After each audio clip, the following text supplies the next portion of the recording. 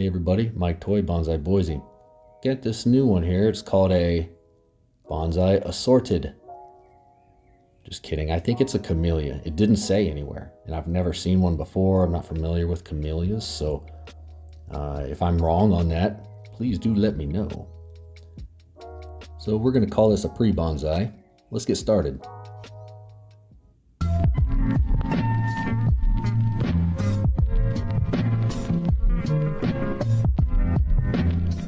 Here we go. So the reason I'm going to call this a pre-bonsai is because I'm not putting it in a bonsai pot. I'm going to put it in a larger pot and just give it some room and time to grow. But I am going to prune it much like a bonsai. I'm going to consider it a bonsai. So hence the name pre-bonsai. My pruning method on this is going to be something like hedge pruning. As you can see, it's got growth coming out of everywhere, down at the bottom, all the way through. So it appears to be very healthy, at least so far.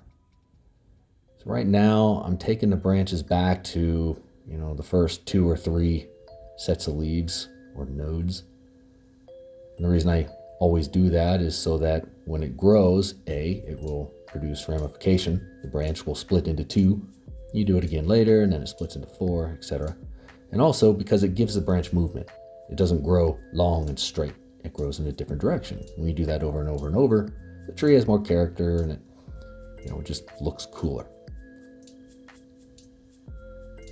So it's kind of like hedge pruning because at the end of the day, it looks a lot like you just pruned it like a hedge, giving no thought to the structure of the branches. You just sort of trim it down. I'm going to try and take some cuttings from it. Like I said, I've never had one of these before. It was the only one at the nursery, so I couldn't really resist. It seems like the type of plant that would root from cuttings, but again, I don't know anything about it. I'm not even 100% sure it really is a camellia.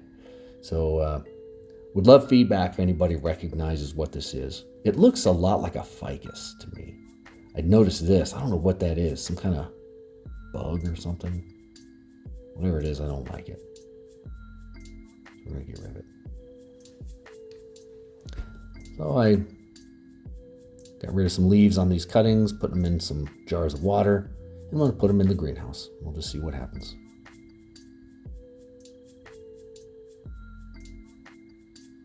That's kind of how I do it there. As you can see, I just strip off, maybe 3/4 of the leaves, maybe more, put them in a jar of water.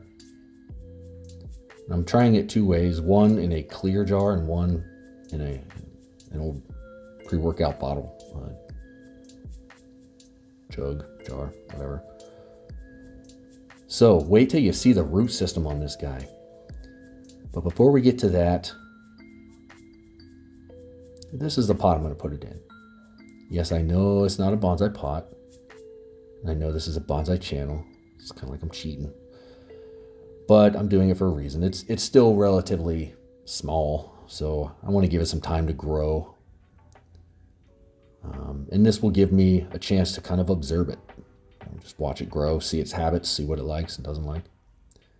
First thing I usually do is put little rubber or felt pads under the pot if it doesn't have any. It gives it the ability to drain easier. Also, it doesn't scratch things up when you set it down.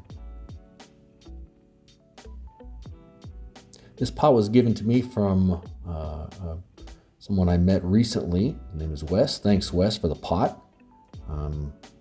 I gave him some cuttings that I had, some little starters when I was moving, and he was nice enough to give me this pot. So thanks again, Wes. So I'm going to fill it up with some soil here. Very dusty.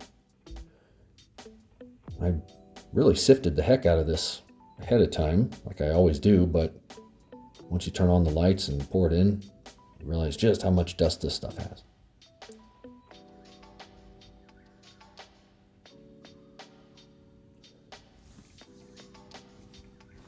So I was really curious to see what the root system looked like.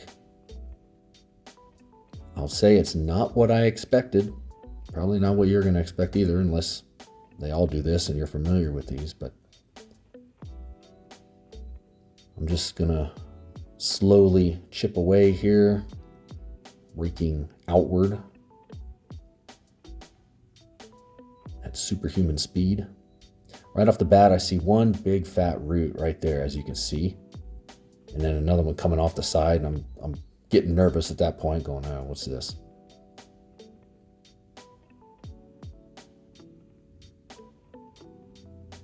So this process is kind of slow and steady for me. I'm just sort of teasing the soil out. As you can see, there's a big taproot, and then the taproot goes down and it wraps around and around and around and around and around. There aren't many of the fine feeder roots like you would typically want. There's this one really long taproot. I mean, look at that. Like, what am I supposed to do with this? Look at it, try to untangle this thing, and it's like a spring or a coil. Obviously, I can't keep all that. And the majority of the feeder roots are at the very bottom, of course. But it does have this one root coming off the side. But as you can see, it's weird the way the taproot goes down and then out to the side like that. It's strange. It's got to be the strangest root situation I've come across, I think. So, my hopes of not trimming many roots were dashed. So I cut right below where it split off like that. Still got some of the finer roots, but they look kind of like brown and like old last year's roots instead of the finer white new growth type roots that you hope for. But it is what it is. You can see a little sap, the white spot coming off of the cut there. So that's a good sign. That means it's healthy. Try and get rid of any dead roots that I can see, which are obviously dead, or they seem to be obviously dead.